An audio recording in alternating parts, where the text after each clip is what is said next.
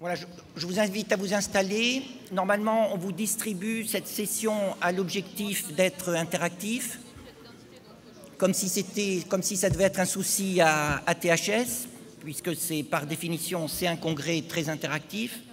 J'en profite pour rappeler à tout le monde que le congrès est diffusé en live sur YouTube et qu'en plus, après le live sur YouTube, les vidéos restent indéfiniment. Donc pour ceux qui ont raté le débat matinal de ce matin et sa conclusion magistrale, vous pouvez aller voir sur YouTube. Pour cette session où on va tester un système d'interaction électronique, normalement, on vous a distribué à l'entrée des trucs, des machines.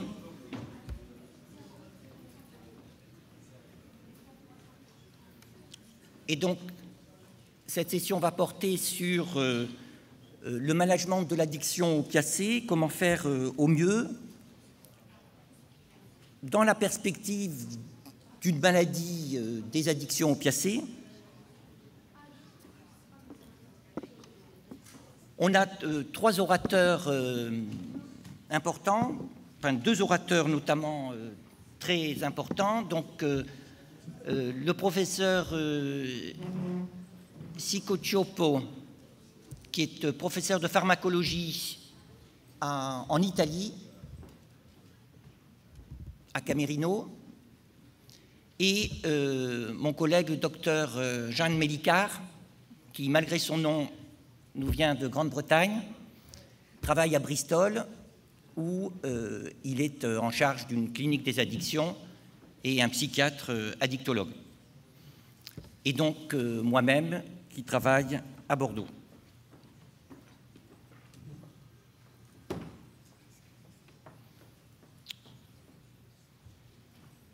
Notre collègue anglais va parler anglais. Notre collègue italien va faire l'effort de parler en anglais. Et compte tenu de ce que m'a dit le professeur Aimé Charles Nicolas mercredi, je vais parler en français.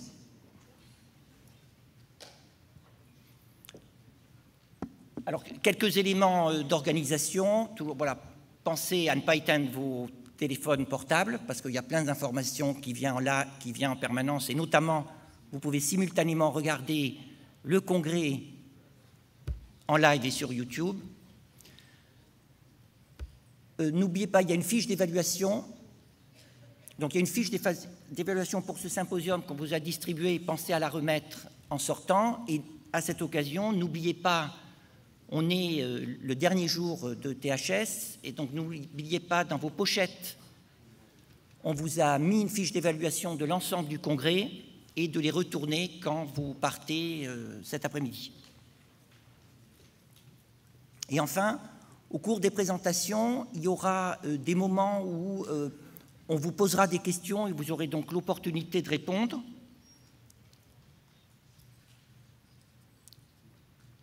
Ainsi que, et à la fin, on pourra discuter, alors comme toujours, un peu coincé par le temps, mais pour rassurer tout le monde, comme les jours précédents, le repas est décalé d'1 quart d'heure, au moins, et donc on pourra profiter de cette session pleinement.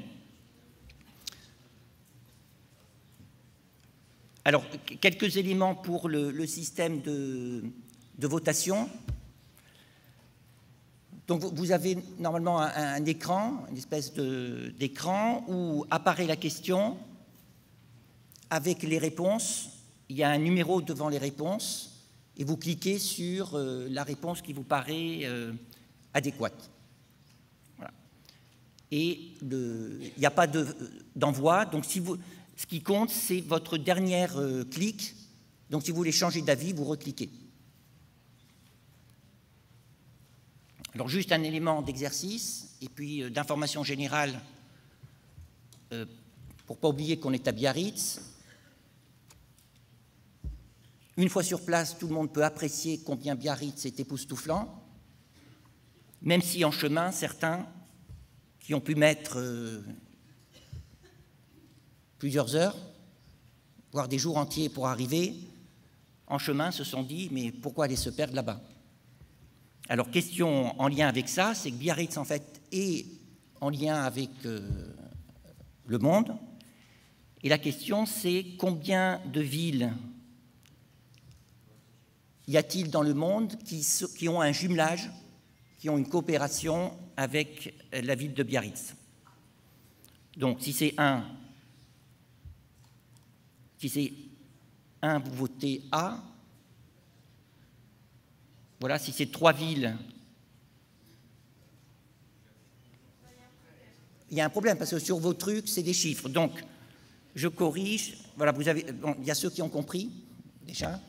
Mais donc, s'il y a une ville, si vous pensez qu'il y a une ville, vous appuyez sur 1. Si vous pensez qu'il y a 3 villes, vous appuyez sur 2. Je pense, 1. Si vous pensez qu'il y a 6 villes, vous appuyez sur 3.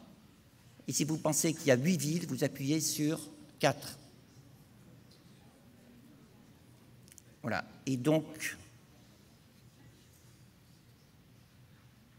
la majorité s'est trompée, puisqu'il y a 6 villes avec lesquelles Biarritz est jumelé. Éventuellement, voyez avec ces villes pour améliorer les connexions par avion. Alors, sans perte de temps, je vais me présenter moi-même pour la première intervention, donc sur la question du craving et de ses corrélations avec l'efficacité du traitement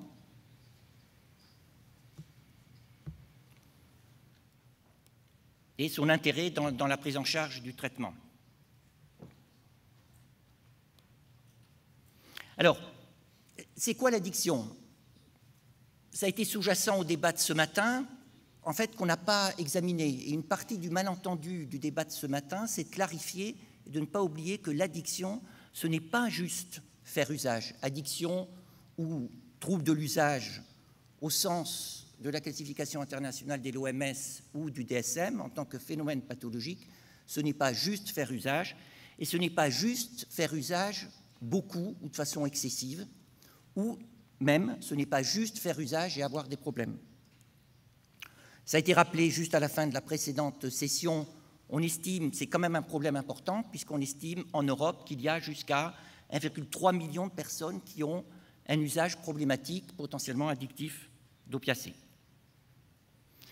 Alors si on regarde les critères diagnostiques, justement, sur votre gauche, ceux de la classification internationale des maladies, de l'OMS, qui ont été publiés en 1992, et puis sur votre droite, ceux de la 5e révision du DSM, publiée en 2013, traduit en français en 2015. Si on regarde ces critères, en fait, ils sont assez similaires. La révision, 20 ans plus tard, est assez similaire, parce que déjà les données de 1992 avaient une haute valeur statistique. Par contre, ces critères, ils ont l'inconvénient de mélanger des éléments centraux de l'addiction, centraux à la pathologie, et des éléments qui sont plutôt des conséquences de la pathologie. Et un des efforts du DSM-5 a été de mettre les critères en ordre.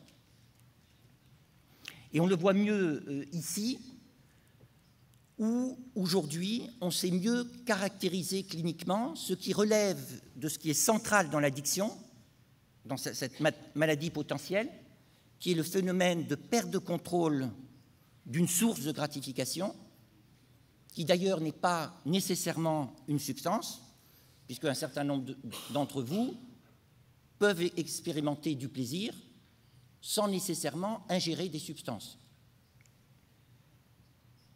J'imagine. Et cette perte de contrôle, elle est caractérisée par un phénomène objectif et qui pose tous les problèmes, qui est le phénomène de la rechute.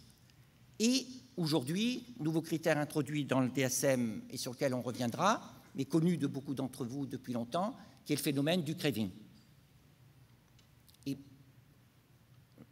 je rappelle bien, compte tenu de la forte élément motivationnel que m'a donné le professeur Aimé Charles Nicolas, je parle bien en français. Donc, quand je dis craving, j'emploie le mot français, technique médicale, de craving, à ne pas confondre avec le mot anglais craving, qui n'a rien à voir. Évidemment, qui dit un phénomène pathologique dit qu'il y a nécessairement des facteurs préexistants, des facteurs de risque, des facteurs causaux. Et puis, qui dit phénomène pathologique dit des conséquences. Une maladie existe en soi, dans le modèle médical, une maladie, ce n'est pas juste une particularité d'une personne. C'est une particularité qui entraîne un handicap, qui a des causes négatives, ce qui justifie l'intervention des professionnels. Et donc, ces conséquences, c'est l'excès d'usage, l'intoxication, le sevrage, etc. Aujourd'hui, on sait distinguer ces éléments préexistants, ces éléments conséquences et l'élément central. Le challenge clinique, on le voit avec les critères diagnostiques, c'est qu'un individu, quand il vient nous voir ou quand nous le rencontrons, il est le télescopage de ces trois temps, de ces trois éléments.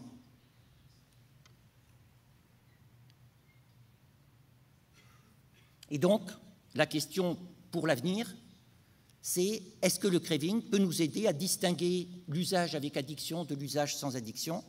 Et en cas d'usage avec addiction, est-ce que le craving a un intérêt quelconque? Puisque l'enjeu de l'introduction du craving dans le DSM-5, c'est une anticipation pour le DSM-6 qu'il n'y aurait plus que le craving. Alors pendant longtemps, il y a eu débat. Tous les professionnels ici savent que le craving est une plainte, une expression de la part de nos patients. Mais il y avait débat de savoir si c'était la poule ou l'œuf, si c'était une conséquence ou une cause. Et j'en profite pour vous poser une première question. Vous, dans votre pratique, est-ce que vous évaluez, vous mesurez, vous utilisez le craving? Donc oui, vous appuyez sur 1, non, vous appuyez sur 2. Votez maintenant. Et les résultats vont apparaître incessamment. Voilà, donc à 85%, vous dites oui, et vous avez raison. Alors pourquoi vous avez raison? Au-delà de l'intérêt diagnostique, le craving a un intérêt beaucoup plus important, et ça c'est quelque chose qui est maintenant bien connu depuis une petite dizaine d'années, notamment grâce à des travaux faits à l'Université de Bordeaux dans mon laboratoire par une équipe autour de Mélina Fatseas et Fuchs Yasser, où elles ont pu montrer de façon prospective que le craving prédit l'usage. Et de façon différente, le craving, à un moment donné, prédit l'usage sur les 3 mois et le risque de rechute sur les 3 mois, mais le craving prédit également l'usage de façon circadienne, c'est-à-dire au cours d'une journée. Donc le craving d'un instant T prédit l'usage dans les 4 heures, qui lui prédit le risque de rechute. Et on peut modéliser ça d'une façon extrêmement simple, dans une relation dose-réponse. Plus le craving à un moment donné est intense, plus la probabilité d'usage et d'user des quantités plus importantes est importante. Ce qui veut dire que l'expérience des patients qui souvent n'est d'avoir conscience que du craving le plus intense est donc associé à un usage inévitable, existe aussi à un niveau plus faible qui n'induit pas tout de suite de façon tout autant inévitable un usage. Et pour la thérapeutique, ça va être l'accès à ce craving moins intense qui ouvre une fenêtre thérapeutique. Du coup, on peut simplifier quelque chose dont on a l'habitude de dire qu'il est très complexe, et dans la pratique, ça reste très complexe, mais si ça se clarifie dans nos têtes, peut-être nous serons plus à même à mieux aider nos patients et à éclairer les débats comme le débat de ce matin. L'addiction est caractérisée par un phénomène objectif qui est le phénomène de la rechute. Et la rechute, ce n'est pas juste reprendre, mais c'est reprendre de façon involontaire. Et ce symptôme, à la fois diagnostique et prédicteur, qui est le phénomène du craving. Alors, Rapidement, le craving, ce n'est pas juste avoir envie intense, hein, qui correspond au craving en anglais, c'est une envie involontaire, c'est-à-dire c'est ressentir l'envie qui ressemble à l'envie habituelle, mais qui là me dérange parce que je ne voudrais pas avoir envie. Je suis avec vous, j'apprécie, malgré le stress, de pouvoir intervenir, et puis tout à coup, je me mets à avoir envie d'une bière bien fraîche. J'apprécie la bière bien fraîche, mais pas là maintenant, ça me dérange, ça me perturbe. De pouvoir le verbaliser, ça soulage. Beaucoup de patients qui font cette expérience d'une envie involontaire n'ont pas les mots pour communiquer avec nous.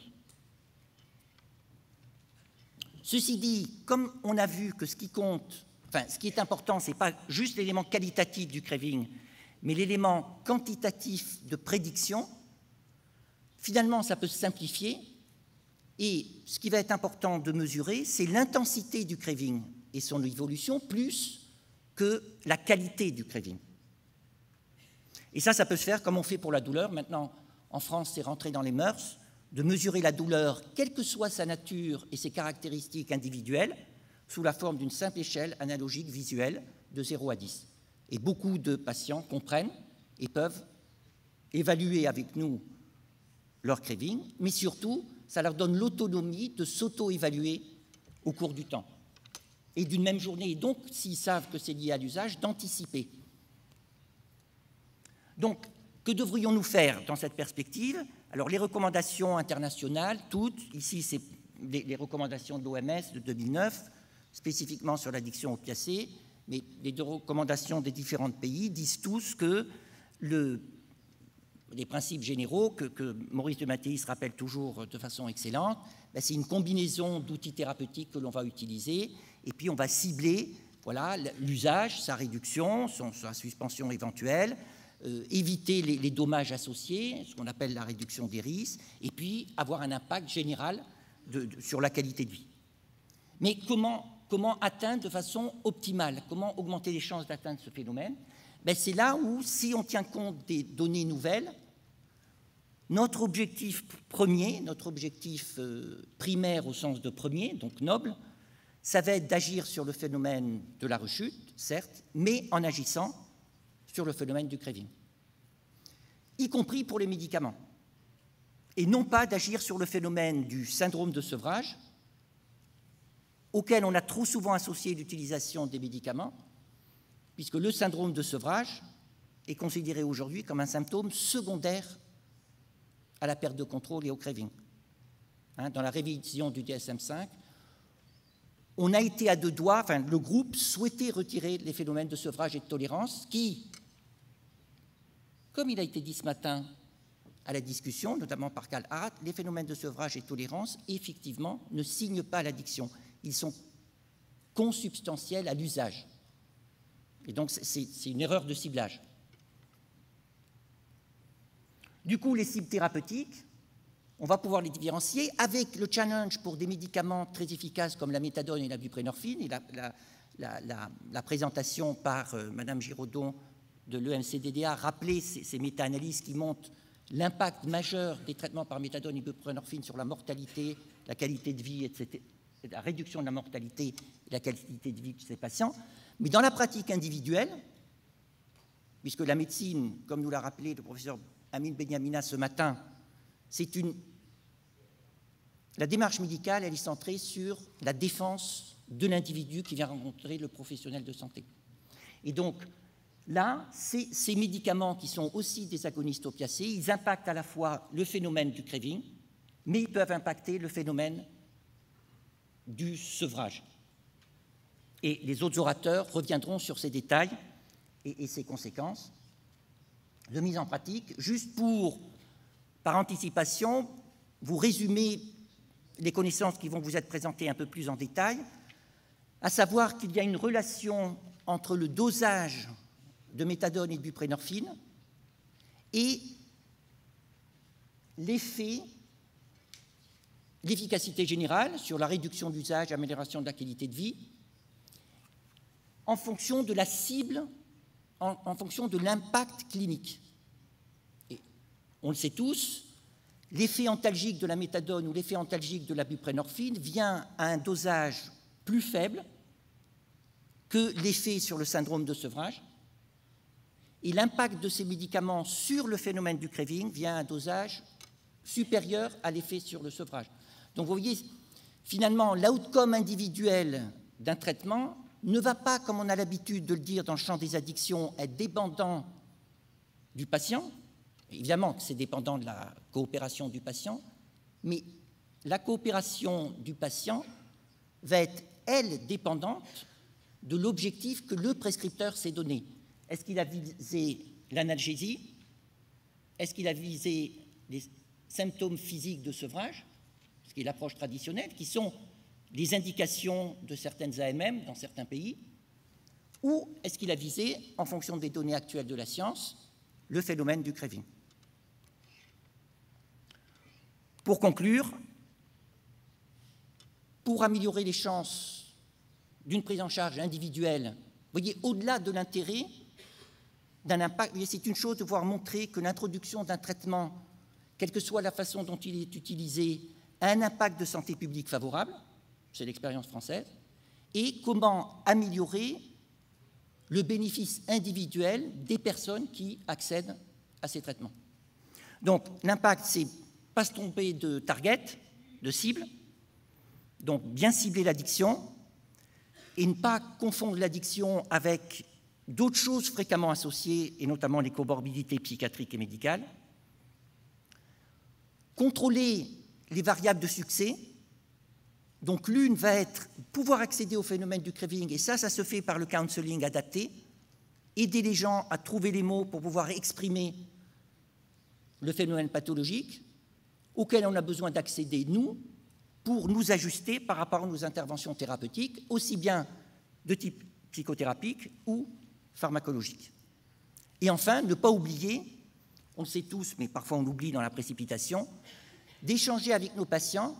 C'est-à-dire, échanger, ce n'est pas juste écouter nos patients et faire ce qu'ils demandent, mais c'est aussi partager avec eux les connaissances qu'on a, afin qu'eux-mêmes puissent nous faire un retour et que ce soit dans cet échange qu'eux puissent tirer un bénéfice. Je vous remercie.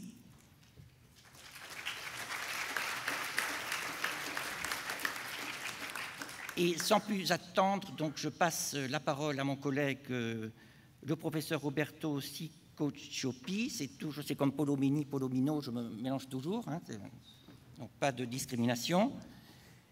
Et Roberto. Thank you, Mark. And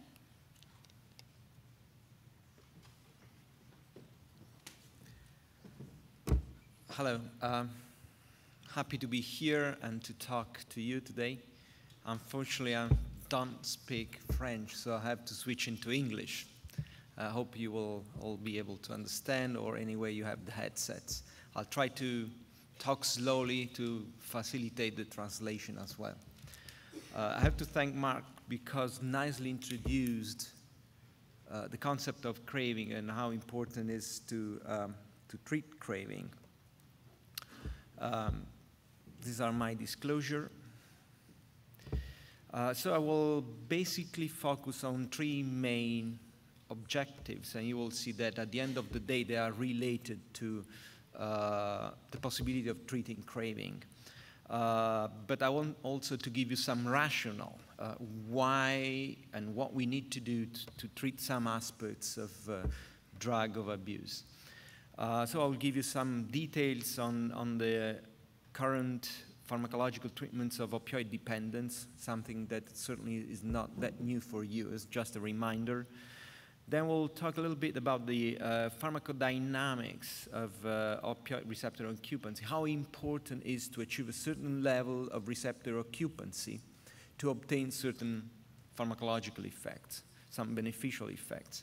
And third, I will focus on one of the drugs that is used to treat opioid addiction, craving, that is buprenorphine, by giving some sense of how important it is to know the pharmacology of the compound.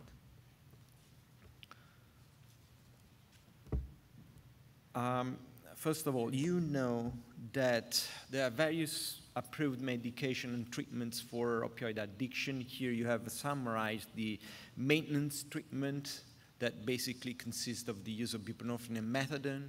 detoxification, acute detoxification, and the use of naltrexone, an opioid antagonist. These last two approaches basically showed so far moderate efficacy, certainly less efficacious than treating opioid addiction using maintenance approaches. So we'll mostly focus for the rest of the talk about maintenance approaches.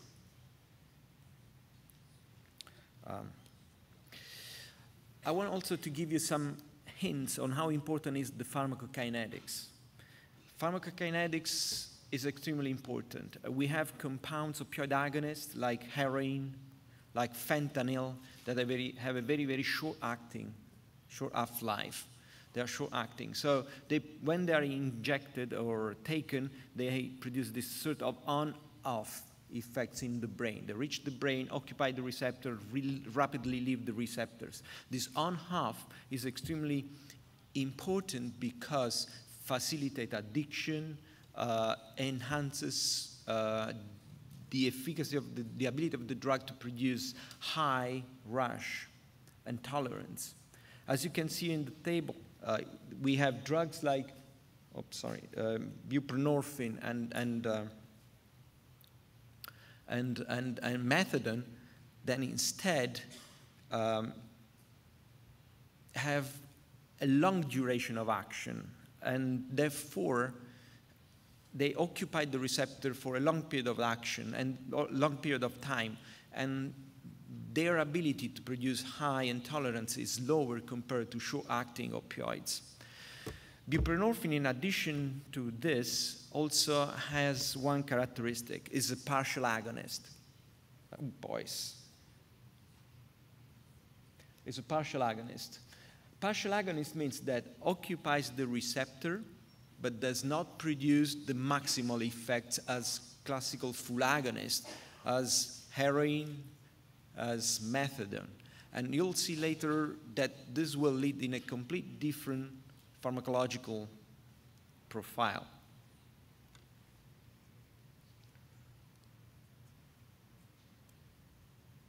Here's more or less the same situation where more or less the same representation with the drug being buprenorphine a partial agonist, methadone a full agonist, and naloxone, of course, it's an antagonist, okay? And you can see that the ability to produce euphoria is different. When we hit the receptor and we fully activate the receptor, the euphorigenic effect is higher, all right? This is heroin, this is methadone, and this is buprenorphine that has a lower ability to produce euphoria. But buprenorphine also, because it's a partial agonist, also produce respiratory depression to a lesser extent.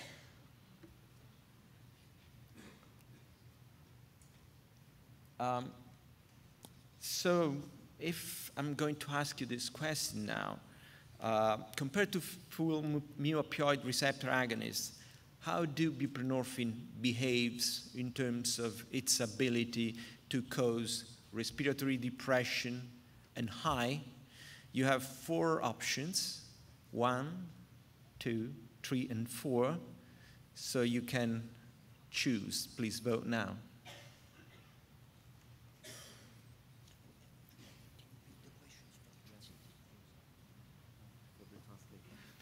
So the first one is less respiratory depression, but similar reinforcing effects.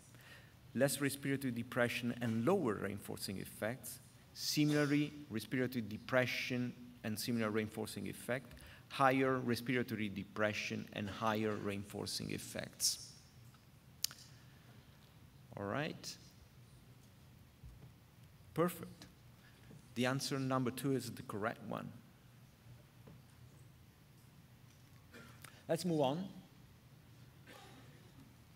The pharmacodynamics effects of opioid receptor occupancy. How important is the ability of buprenorphine to bind to the receptor and to leave the receptor slowly? First of all, I need to remind you that buprenorphine has a very complex pharmacology. It is not simply a mu partial agonist. It also binds to kappa and delta opioid receptor, where is an antagonist and binds at higher concentration also to the nociceptin receptor.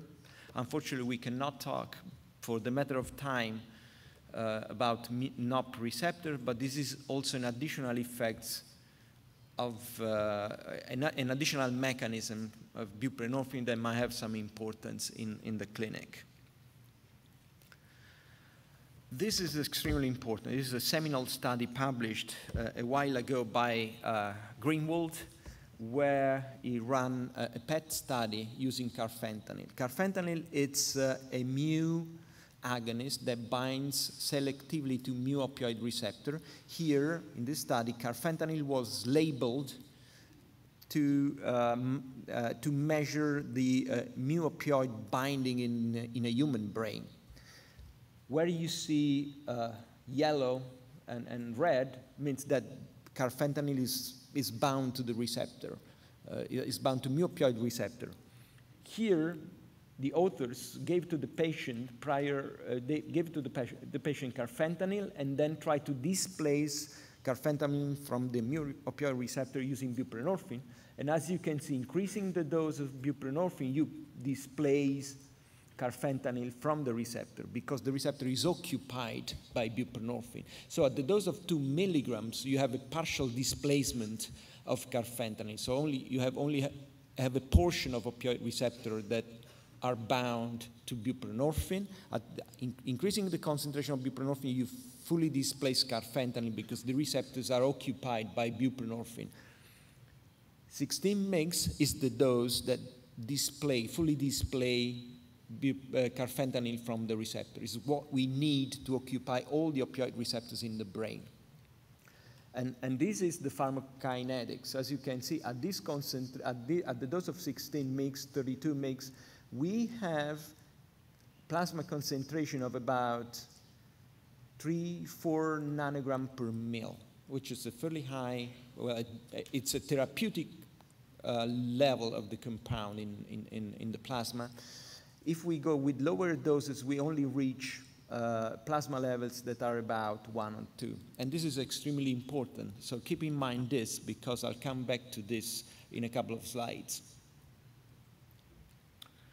In this other study, this is a follow-up study published a few years later, Greenwald wanted to measure how, after a fixed dose of 16 mg of buprenorphine, how long the receptors are occupied in the brain. So as you can see here, at the beginning, after 4 hours from buprenorphine carfentanil administration, the receptors are fully occupied by buprenorphine. Carfentanil does not bind to the receptor. At 28 hours from the injection of buprenorphine, the administration of buprenorphine, we still have a fairly large, significant occupation of the receptors, and basically the mu opioid receptor becomes available again to carfentanil only after 52-76 hours. So long duration of action. 16 mg of buprenorphine is sufficient to maintain the receptors occupied for several hours. But the most important aspects of this study is that together with this binding data, they also took some psychometric measures. They measured craving, they measured withdrawal. And it's very interesting what they found. Withdrawal appears when the concentration of buprenorphine, the plasma concentration, is below 1 nanogram mil. And at this concentration that was reached when the drug was given at 2-4 mg, at this concentration, we have lower than 50% of receptors occupied. In other terms, to prevent withdrawal, it's sufficient to occupy 50% of the receptor, something that can be achieved with dosages that are relatively low. But when they measured craving in this study, they found reduction of craving only at concentrations of the drug that are around 3 and 4. Those concentrations can be achieved only with doses of buprenorphine that are higher than 16. So going up with the dose, you have a completely different pharmacology. And what they also found is that the receptor occupation is different. When we give buprenorphine at 16 mg for several hours, we have a receptor occupation higher than 80–90%. And this is why it prevents craving. With lower doses, we don't have this level of occupation. We barely reach occupation higher than 50–60%. So this is important because, for example, if on top of buprenorphine you take another drug, a short-acting opioid, oxycodone, for example, what happens is that if buprenorphine occupies 80–90% of the receptors, you don't feel the effect of oxycodone, the high of oxycodone, the high of heroin. So these drugs become less important, meaningless, the use of this drug. This is the anti-craving effect of buprenorphine. If you stay with concentrations that occupy about 50% of the receptors, you can prevent craving, but you cannot prevent the patients to take oxycodone, heroin, and feel the high. And the relapse is, the risk of relapse is definitely much higher. So we have a second question here. What percent of receptor occupancy is generally needed to have an anti-craving effect? I guess the answer is very easy. 80%, answer 1. Answer 2, 70–80%. Answer 3, 60–70%. 4, 50–60%. And 5, 40–50%. Please vote now.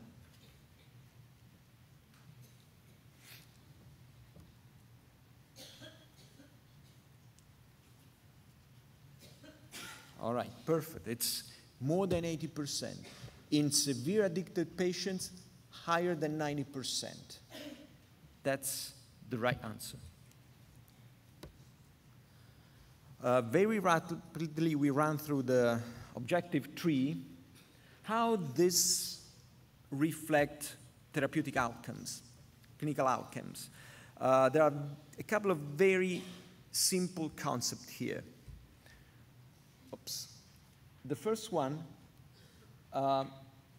in this sets of study, we are evaluating the effect of buprenorphine versus placebo in groups of patients to see if, given at certain doses, these data are obtained, especially this one with very high dose, relatively high doses of buprenorphine. Actually, that was thought relatively high because those data were published in 2003. But now we know, based on pharmacology, that 16 mg is the right dose, basically, because we occupy the receptor, 80–90% of the receptor only if we give this dose. And what they found at that time was that buprenorphine is very efficacious in preventing relapse when it's given at certain high doses. And this finding was then confirmed by a meta-analysis work where 21 clinical trials were analyzed, randomized clinical trials with a large number of patients, and the results was very clear. Buprenorphine seems to produce a better clinical outcomes, positive outcomes, if the average dose is higher than 16 mg. It's less efficacious with an average dose lower than 16 mg. So very, very different, because the pharmacology is different, because what we are studying is different. So if we want to summarize what we have said so far, is that buprenorphine has one unique characteristic. It's a partial agonist, different, and this makes it different from other compounds because it's safer, produces less depression of the respiratory system and less high. We have a very different pharmacology if we occupy 50% of the receptor or more than 80–90% of the receptor. There are two completely different uses of the same compound. to prevent withdrawal, to act as an anti-craving, and to prevent relapse. So different therapeutic approaches. And with the dose of 16, actually the dose of 16 is the threshold dose, is the dose that certainly differentiate these two therapeutic approaches. Because with this dose we can occupy the receptor, 80–90% of the receptor, for a sufficiently long period of time, several hours. If we go lower with the dosages, even though in the peak of the concentration of buprenorphine, we occupy the receptor, 80% of the receptor, this lasts too short. 1 hour, 2 hours is not sufficient to prevent the patient to return to drug use. And with this message, I think I'm done. Thank you for your attention.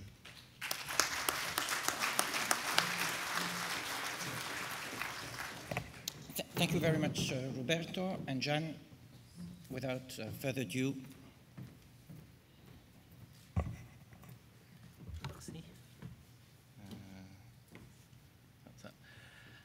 Thank you. Je suis la dernière avant le déjeuner. Je ne parle pas français. So, let's see what we can do. I'm going to talk about improving quality of life through personalized care. This is, in the 20 years of treating patients, it all boils down to how do you get them to take their medicines, and actually the realization is you need to look at the whole person and treat that. I'd like to show you some of the evidence that backs that up so that when you see your patients, they will stay in treatment for longer if you look at the background. I've received these honoraria. And first, I'm going to talk about quality of life. What is quality of life? We tend to focus on these components, the physical components, the health status, their health, what's happening with the therapy, the treatment. And we forget sometimes there's the emotional, the interpersonal functioning, the social component, the social functioning. To put it in its bluntest terms, if you are treating somebody and they are doing really well, but they are still sleeping on a park bench overlooking the sea, you haven't really improved their quality of life. You need to focus on that. You need to focus on everything that's patient-centered. The questionnaires are subjective, they're varied, sometimes they're difficult to interpret comparing one with the other, but they can be very stark. If you look here is a lovely study from Australia where they looked using the SF36, a well-recognized quality of life questionnaire, and looked at heroin-dependent patients versus the general population. And across the domains, the dark blue is people on heroin, the light blue is the population norms. They are much lower. In some areas, how their role limits are dramatically reduced, how alive and vital they feel, dramatically reduced, how emotionally encumbered they are, dramatically reduced. Overall, dramatic. You can sometimes see the SF36 summarized as physical scores, mental health scores, and again, between the two, very dramatic differences. These patients have worse scores across everything. They start off unwell. So you'd think that they would come for opiate treatment because of their wish to improve their health and come off drugs. But it's important, it's multifactorial why they come in. This is a study, the Equator study from a couple of years ago, where they looked at questioning the physicians treating patients, the patients, and most importantly also those not in treatment across 10 countries in Europe. There were some really significant differences, but globally there were some good findings as well. They want to improve their health, but they also want to change their social circles. They want to be able to work. They want to break from the habit. They're worried about disease. These are all things that are across the range of quality of life indicators. Now, one question. There'll be just one question because of the timing, because lunch is imminent. My stomach wants it. From the 2017 European Monitoring Centre for Drugs and Drug Addiction, what percentage of patients with opiate use disorder, taking heroin, if you like, across Europe are actually currently in treatment? A, or 1, 30%, 2, 40%, 3, 50%, 4, 60%. Do press the buttons, and this is your last question before lunch.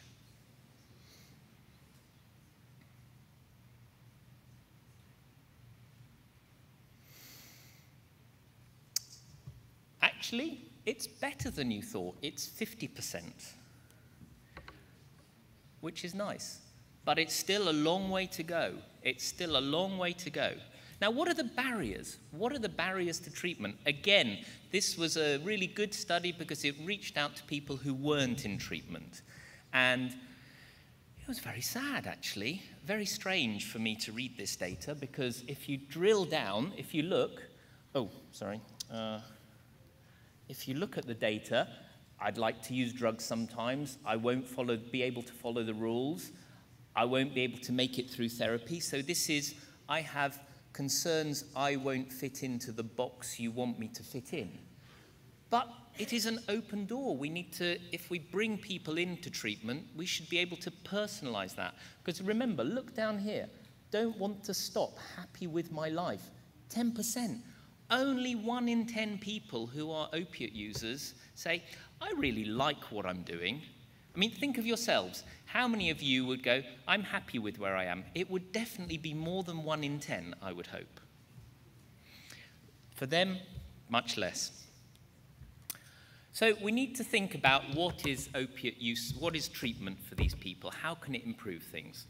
Obviously, the obvious things are in the top, reduction of drug use, decreasing drug-seeking behavior, but it also is about increasing access to that psychosocial support and increasing access to all the other comorbid conditions. We can treat them for everything else they've got if we get them in for the reasons that work for them. They stay in treatment. I'm going to skip this for time. Now, do psychosocial interventions help with quality of life metrics? There's been some good studies. This is an American meta-analysis, which basically will be nicely summarized for time as saying, yes, they do. Not as robustly for buprenorphine, because not as many studies, many more for methadone. But the key thing to bear in mind is these are 2 very distinct drugs. As Roberto outlined, you know, if I'm prescribing somebody buprenorphine, they will love me or hate me for the same reasons. They will say, this is not like the full agonist methadone or heroin that I've been taking, doctor, because it makes me feel more normal, less sedated, less emotionally cotton-wooled, and I can't use on top if you're at the right dose of 16 milligrams. Some people will say, and I love you for that, Dr. Melekar, it is brilliant. And others will say, and I hate you, Dr. Melekar, it is horrible. Same reasons, different drug, different person. Listen to what they're saying. Now, if you do give buprenorphine or methadone, you do make long-term changes. It's worth noting, though, one point to take away from here is their global quality of life, their CGI, they're a global improvement. It improves dramatically at 3 months for methadone and buprenorphine, but at 12 months, it drops a bit. Now, the reason for that is when you get to 3 months in, you're going, it's brilliant. I'm on top of my treatment. I'm not using on top.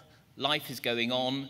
And then by 12 months, what happens is, oh, I've got all these other diseases to sort out, all these other problems. I've got my hepatitis C to deal with. I've got my other social problems have caught up with me. So they're then starting to manage those issues. So it's worth bearing in mind. It's tough to come back from 10 to 20 years of doing nothing in terms of the normal world and then getting back and going with it. But do remember, as Roberto pointed out, we need to get the right dose. In the UK, the Advisory Council on Misuse of Drugs was very clear. People should receive the right dose and suboptimal prescribing is unlikely to help service users. The right dose is basically 16 milligrams for buprenorphine in my experience, and 60 to 120 milligrams of methadone.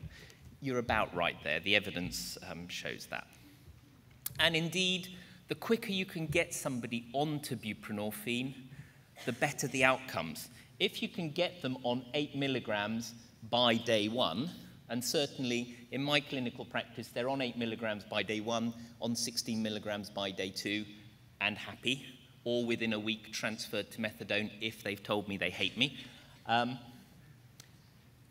They retain, their retention is there. They stay in at 4 weeks, the higher and quicker the dose at the beginning.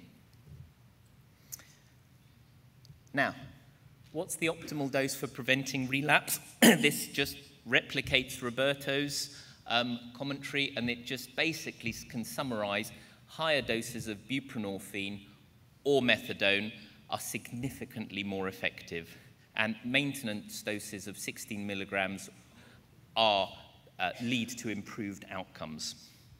I'm just aware of the time, so I'm sorry, I'm rushing through some of these slides.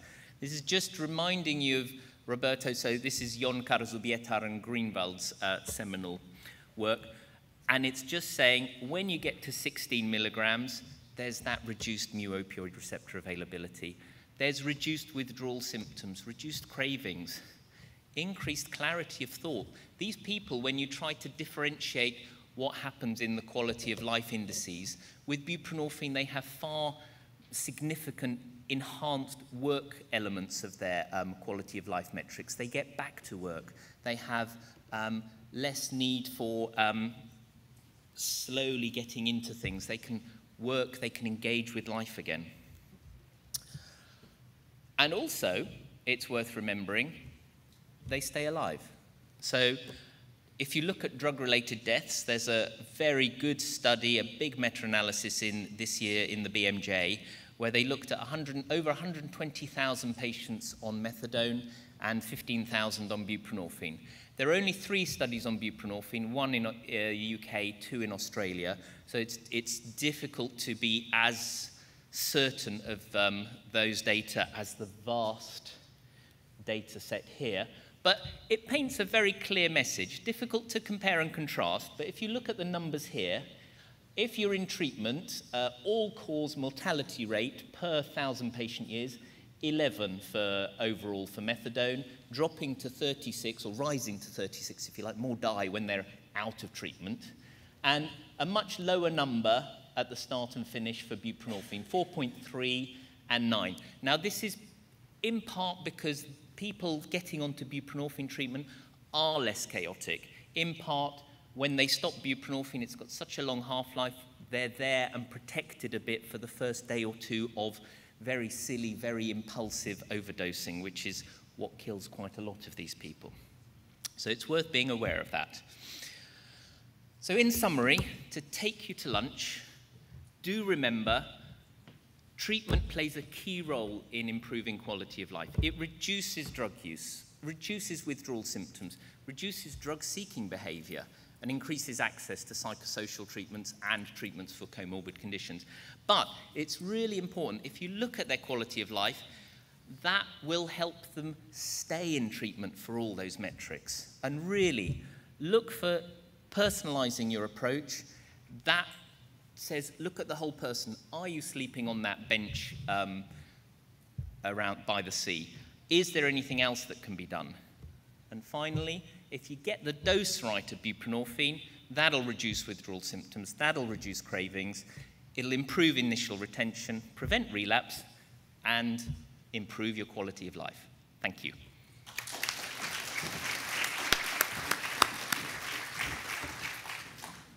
Merci beaucoup, Jeanne, pour cette présentation. Merci, Roberto. Nous avons donc tout le monde a faim, mais je rappelle pour ceux qui seraient impatients, de toute manière, le repas est décalé. Donc, même si vous partez maintenant, vous ne pourrez pas manger. Donc, autant rester et poser des questions. On a quelques minutes et je vois une main qui se lève au premier rang. Je ne sais pas s'il y a les micros. En bas, ici.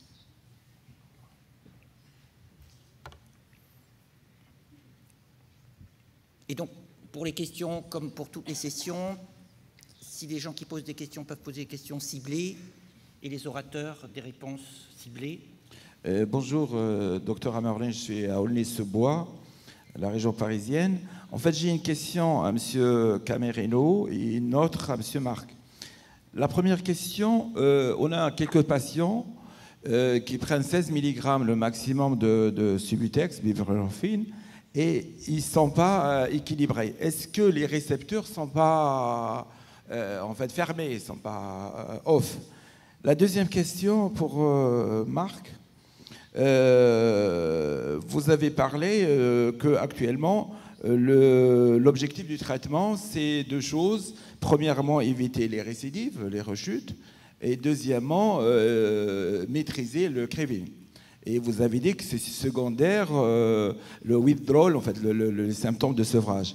Or, en fait, historiquement, on était plus embêtés par les symptômes physiques.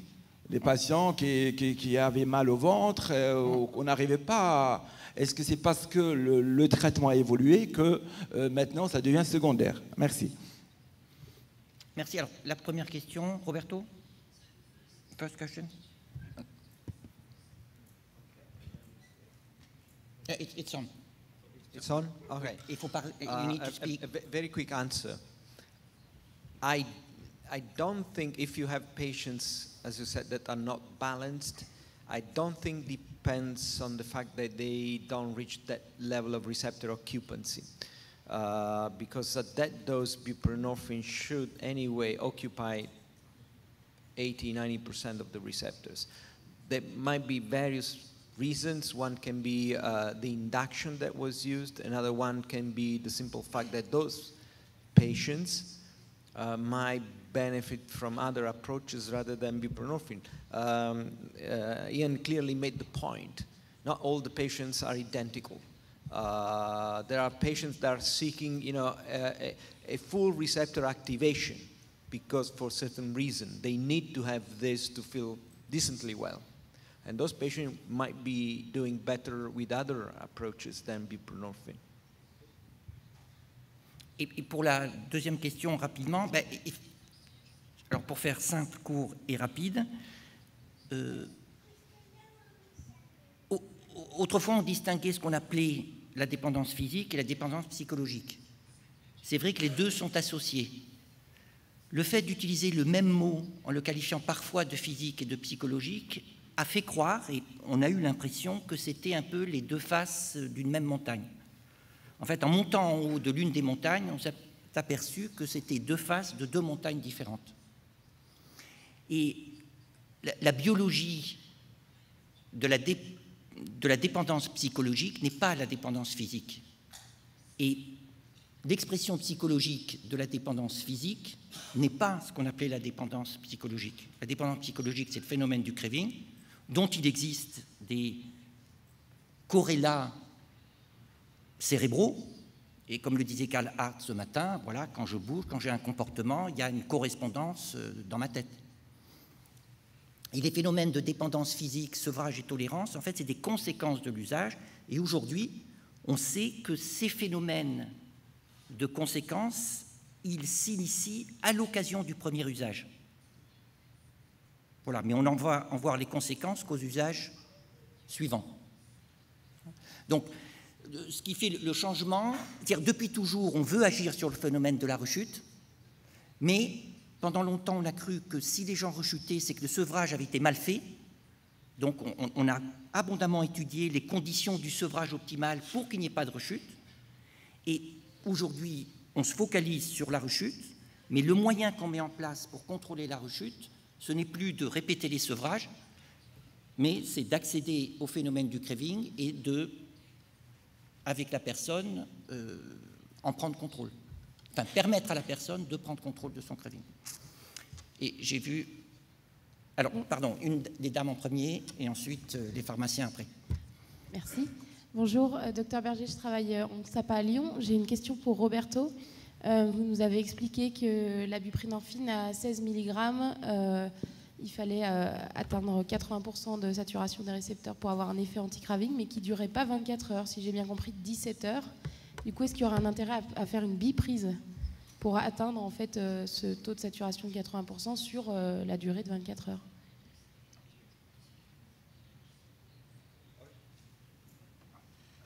Okay, I didn't quite understand if you're asking me whether you want to split the 16 mix into dosages. Okay. Yes and no.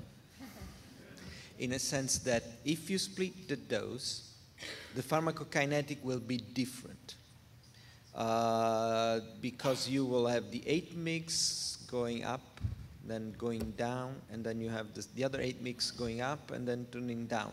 So the receptor occupancy that at the end of the day, over the 24 hours, you will reach will be probably different. I cannot tell you how much different, because I know what happens with one single 16 mix dose, because this was done in the Greenwald study. I don't think this has been investigated yet systematically, but I can tell you for sure, being a pharmacologist, that is not exactly the same. Et donc, il faut mieux augmenter le dosage.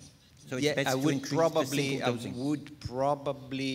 stay with the treatment that has been proven, for which we know the pharmacokinetics and the pharmacodynamics. In the other case, of course, any doctor, based on his own experience and based on single patient, individual differences, can feel that something is better than another, one approach is better than the other approach, which can, make sense. But the guidelines are what I'm showing you, what I've shown you. Oui. L'enjeu, c'est toujours de ne pas oublier les données validées statistiquement sur des groupes en comparaison de moyenne et l'application individuelle. Il y a une variabilité individuelle importante. Donc le message à retenir, c'est que plus le dosage est élevé, plus la réduction du craving est forte, plus le craving est faible, moins il y a de risques que la personne réutilise, et c'est associé à l'occupation des récepteurs. Donc il y a une cohérence, il y a un rationnel, ce n'est pas un traitement magique. Donc si 16 mg pour un patient n'est pas suffisant, il faut prescrire au-dessus. Si à 16 mg il y a déjà des effets secondaires, on ne peut pas vraiment augmenter, il faut penser à une alternative, puisqu'il n'y a pas que la buprenorphine, et inversement si c'est avec la méthadone, ou effectivement à fractionner, mais en fractionnant, on déplace le problème. Alors. Bonjour, donc Stéphane Robinet, je suis pharmacien. J'aurais des questions sur la deuxième présentation. Dans toutes ces expérimentations de pharmacodynamie et pharmacocinétique, est-ce que vous pourriez nous dire quel était le mode d'administration de la buprenorphine aux patients?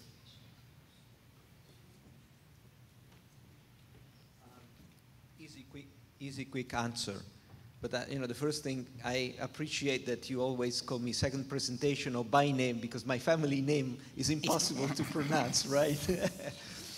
No, right. It was oral administration, sublingual. Sublingual. Alors justement, moi je crois qu'au-delà des variabilités individuelles des récepteurs des uns et des autres, il y a surtout le mode d'administration par voie orale qui est, on sait tous que laisser fondre un comprimé entre 5 et 10 minutes sous la langue, ça va être excessivement variable d'un patient à l'autre.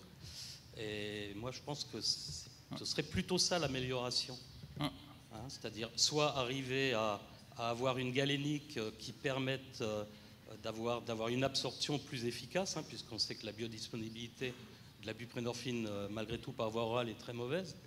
Et puis surtout la variabilité de prise entre les différents patients. Merci. Monsieur... Non, vous avez... Ah, pardon. Oui. Voilà. Il me semble que dans le phénomène du craving, les plus redoutables sont quand même avec l'alcool et surtout très très loin de l'abstinence. C'est-à-dire qu'il peut y avoir des phénomènes de craving tout à fait inattendus après une très longue période d'abstinence. Oui. Je pense que c'est le plus grave, en fait, le plus difficile à maîtriser.